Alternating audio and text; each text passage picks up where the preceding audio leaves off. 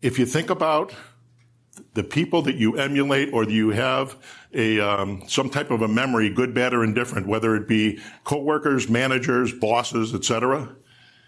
1975, I had a boss, wasn't the one that hired me, but I hated the guy.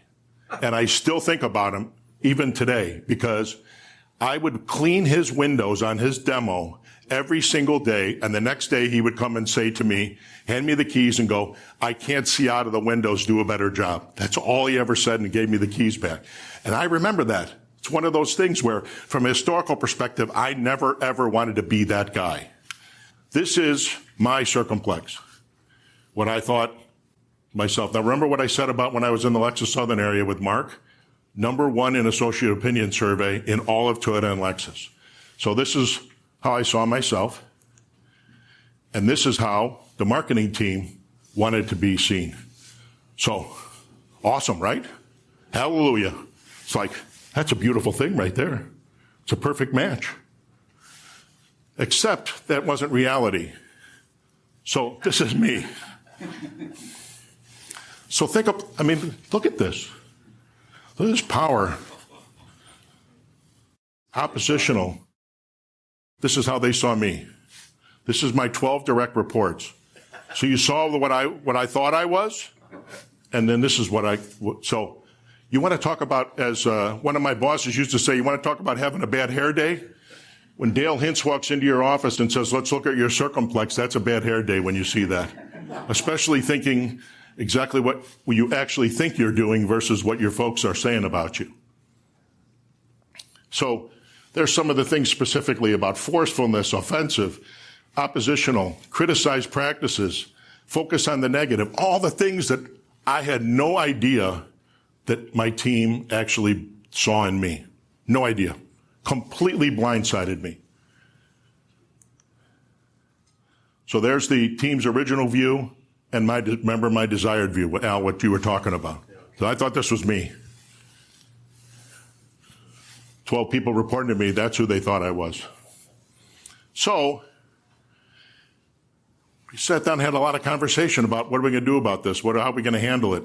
These were the three main objectives that we settled on, is one-on-one coaching, actually seeing the need for change. And what I thought was really interesting was, Steve and Dale both told me that there are some executives that get this result and they put it in the bottom drawer. They don't believe it. And so they're like, no, this is a bunch of BS, and they put it, and they don't want to deal with it for whatever reason. I didn't feel that way. I felt, frankly, I felt really dumbfounded that these are the type of results that I would get. So here's what happened. So that's my office. We blew this thing up to a 3x3 sheet and we posted it on my office wall. This is one of the key parts of this that I just want to elaborate on, and that is, it's called MOLO, more of, less of. And to me, it was the most valuable thing that I went through in the entire process directly with my leadership team. And what they do is they go into a room and talk about Ed and say, what do we want more of from Ed and what do we want less of from Ed?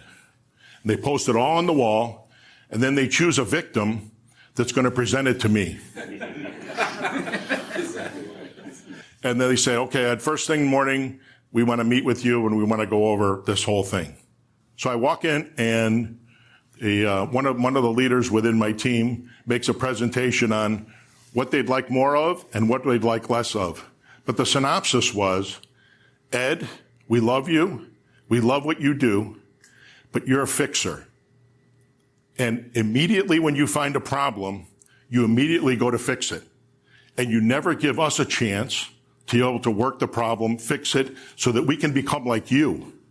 And that's what we want to have the opportunity to do, is to run things, make mistakes, and fix our own problems, not having you jump in immediately and fix the problem.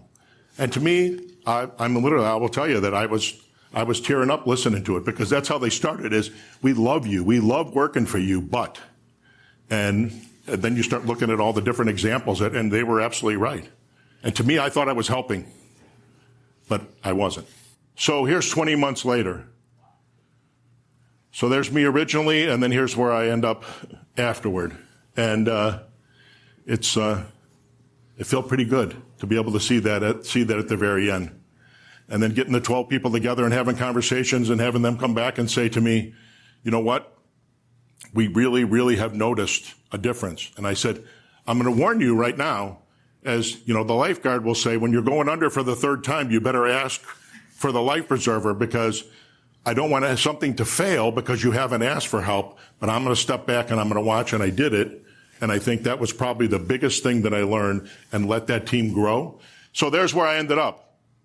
So back on the wall, original, and how it ended up. And then, of course, now everybody knows what it's all about and people are coming through. And then they start asking my assistant, so what happened?